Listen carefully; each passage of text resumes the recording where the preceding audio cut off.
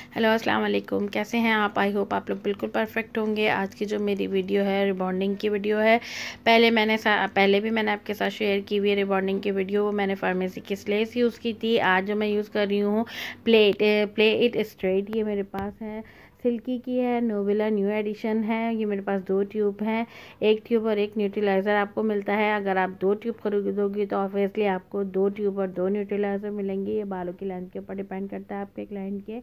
मैं अभी आपको यह बताऊंगी कि ये किस तरह की कार्डबोर्ड पैकेजिंग में मिलती है और ये इजीली आपको मार्ट पे मिल जाएगी। कोई अच्छे मार्ट पे आपको मिल जाएंगी।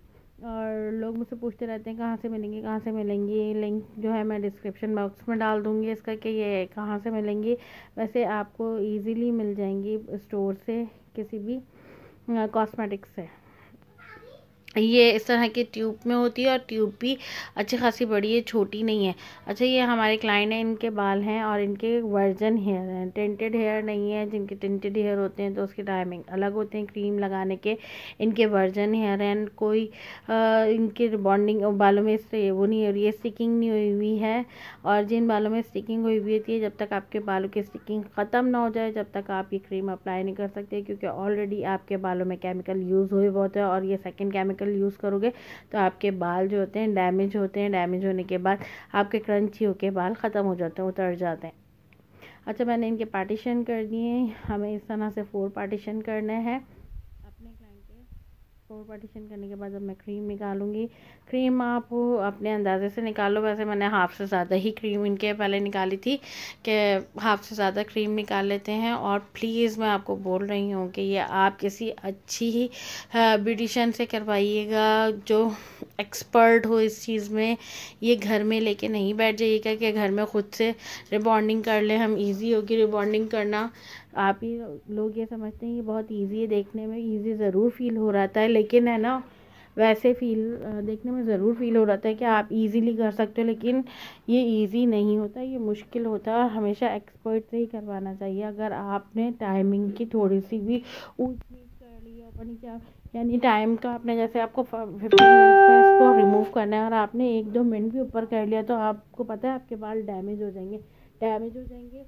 और क्रंच होके आपके बाल क्रंची होके टूट जाएंगे सारे बाल। इसलिए बहुत ख़ुदा ख्याल रखिएगा। मैं फिर आपको बोल रही हूँ कि किसी अच्छी ब्यूटिशियन से करवाइएगा या किसी अच्छे एक्सपर्ट से करवाइएगा, खुद बिल्कुल नहीं करिएगा। अक्सर लोग ऐसा करते हैं, उनको नहीं आती लेकिन फिर भी कहते हैं हम कर लेंगे और अपने बालों का बेड़ा गर्क कर लेते हैं। ऐसा नहीं करिएगा। ओके, अब मैं क्रीम अप्लाई करना स्टार्ट कर रही हूँ। मैंने हाफ इधर से राइट साइड से लिए हैं तो हाफ लेफ्ट साइड से इनके बालों को निकाला है। निकालने के बाद अच्छे से कॉम किया है, टैंगल फ्री किए हैं बालों को। जब टैंगल फ्री हो जाए, क्योंकि हमें बिल्कुल अपने क्लाइंट को कहना कि बालों को अपने सर को जो बिल्कुल स्ट्रेट रखें हैं, ज़रा सा भी ऐसा नहीं रखें कि टेढ़ा मेढ़ा करेंगे, क्योंकि बाल बिल्कुल स्ट्रेट होना चाहिए ना इसमें। अब मैं क्रीम अप्लाई करना शुरू कर रही हूँ बालों में।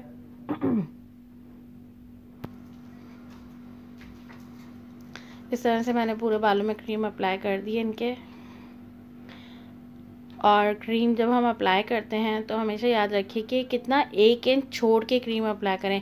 अगर क्या होगा, हम रूट्स में अपनी क्रीम अप्लाई कर लेंगे तो हमारा क्या होगा, हेयर फॉल होना स्टार्ट हो जाएगा, क्योंकि हमारे रूट्स जो है ना वो कमज़ोर हो जाएंगे और ये हमारे रूट्स को जो नुकसान करेगी और हेयर फॉल स्टार्ट कर देगी। अच्छा, फ्रंट का हमारा जो टाइमिंग है, लेफ़्ट राइट सब के टाइमिंग अलग अलग होंगे। आपको तकरीबन इसको क्लाइंट के जब पूरे बालों में अप्लाई कर देना है तो उसके बाद 15 मिनट के बाद ही हमें फ़ौरन रीचेक करना शुरू कर देना चाहिए। रीचेक करना शुरू कर दें कि आपके बालों में इलास्टिसिटी आ गई है और अच्छी तरीके से आ गई है, कि आपका रिबॉन्ड टूट गया है बालों का। नहीं, मैं भी आपको बताऊँगी। पूरे बालों में पहले अप्लाई कर लूँ मैं क्रीम। फ्रंट के टाइम, ये बैक पे भी लगा रही हूँ तो बैक टाइम ज़रूर नोट करिएगा। 15 मिनट के बाद आपको बैक से देखना शुरू कर देना है। जिनके वर्जन हेयर हैं, टेंटेड हेयर हैं, तो उनके तो आप 10 मिनट के बाद ही देखना शुरू कर दीजिए। मैंने पूरे बालों में अप्लाई कर दिया है, back, left and right front दोनों कर दिया है सबके। अब आप टाइमिंग खुद ही नोट कर लीजिएगा। 15 मिनट के बाद या 10 मिनट के बाद आप देखना शुरू कर दीजिएगा बालों में। अब मैं आपको चेक करना बताती हूँ कि आप किस तरह से इसे चेक करोगे रिबॉन्डिंग को। 10-15 मिनट के बाद से आपने बालों के एक बाल लेना है, इसमें से एक बाल लेके और उसको अपने थंब से होल्ड, थंब के अंदर रिंग बना के और उसको यूँ खींचना है। अगर आप देखेंगे आप खींच रही हैं, अगर उसमें इलास्टिसिटी आ रही है यानी यूँ से रबड़ की तरह खींचते ऊपर जा रहा है, तो इसका मतलब है अभी रिबॉन्ड टूटा नहीं है। जब वो खींच के पूरा नीचे तक आता रहे और आपका बाल लंबा होता चला जाए तो समझे आपके बालों का रिबॉन्ड टूट गया है। देखें सर, आप ये कर रही हूँ तो ये खिंचता चला जा रहा है, तो इसका मतलब है आपके बालों का रिबॉन्ड टूट गया है। जब आपके बालों का रिबॉन्ड टूट जाए तो आप इसको जाके वॉश करवाएं। वॉश ऐसे अच्छे खुले पानी से करवाइएगा कि अच्छी तरीके से आपकी क्रीम पूरे बालों में से निकल जाए। मैंने इनके बहुत अच्छे से वॉश करना है, 10 से 15 मिनट तक अपने बालों को वॉश करना है और फिर इसको ड्रायर करना है। कूल ड्रायर से बालों को ड्रायर करना है। फिर हम स्ट्रेटनर करेंगे। सेरा मैजिक स्ट्रेटनर होना चाहिए आपके साथ, गोल्ड प्लेटेड वाला। और फिर आप एक लट को तकरीबन 8 दफ़ा, 6 से 8 दफ़ा एक लट पे करते चले जाएं। मैंने थोड़ी मोटी ली है, आप पतली लीजिएगा।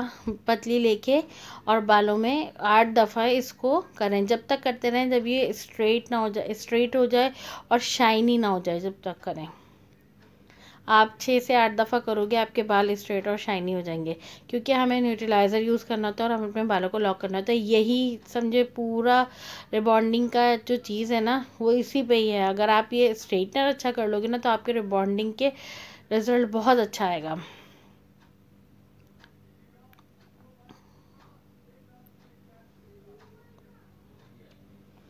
अब हम पूरे बालों को अच्छी तरीके से स्ट्रेट करेंगे। स्ट्रेटनिंग तकरीबन टाइम लग जाता है, ये नहीं सोचे इतना टाइम लग रहा है, नहीं, जितना भी टाइम लगे।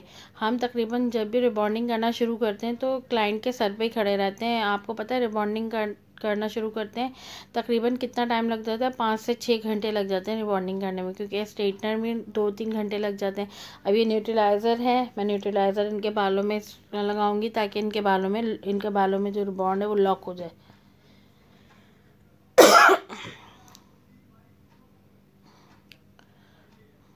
सॉरी, मुझे कफ हो रहा है इसलिए। अब मैं न्यूट्रलाइज़र बालों में यूज़ कर रही हूँ। अच्छा, आप इस बॉटल से भी यूज़ कर सकते हो, लेकिन मैं बॉटल से यूज़ नहीं करती हूँ। मैं बॉल में लूँगी, बॉल में लेके ब्रश से बालों में अप्लाई करूँगी। अब पूरे बालों में आप न्यूट्रलाइज़र यूज़ करो।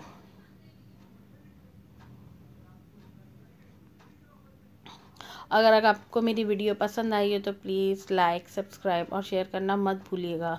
मेरी वीडियो को आगे से आगे शेयर ज़रूर करा करें। अब ये मैंने इनके बालों में न्यूट्रलाइज़र लगाना शुरू कर दिया है। अच्छी तरीके से आप लोग ग्लव्स पहन लीजिएगा। मैंने ग्लव्स नहीं पहने थे, आप ग्लव्स पहन लीजिएगा। मुझे कोई इशू था इसलिए मैंने ग्लव्स नहीं पहना था। मैंने पूरे बालों में इनके न्यूट्रलाइज़र अप्लाई कर दिया था। 25 मिनट के बाद मैं इनको बालों को वॉश करवा दूँगी। वॉश करने के बाद आप इनका रिज़ल्ट देखिएगा कैसा आएगा। और फिर आपको तकरीबन 3 डेज़ तक अपने बालों को बिल्कुल स्ट्रेट रखना है। पोनीटेल हाई पोनी भी नहीं बांधनी है, कुछ भी नहीं करना। अगर हम बैंड बांधेंगे, पोनी बांधेंगे तो वो पोनी का निशान रह जाएगा। इसलिए 3 दिन तक आप अपने बालों को बिल्कुल स्ट्रेट ही रखिएगा। कान वान के पीछे भी नहीं करेगा। कान के पीछे करेंगे तो उससे क्या होता है, उसके ऊपर भी लाइन आ जाती है। थोड़ा सा ख्याल आपको खुद करना पड़ेगा अपना। ओके,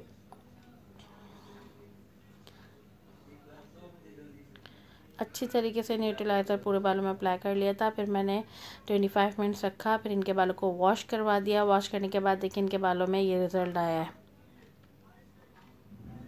बहुत अच्छा रिज़ल्ट आया था। उसके बाद आप हल्का सा अगर स्ट्रेट करना चाहो स्ट्रेट कर लो बालों को।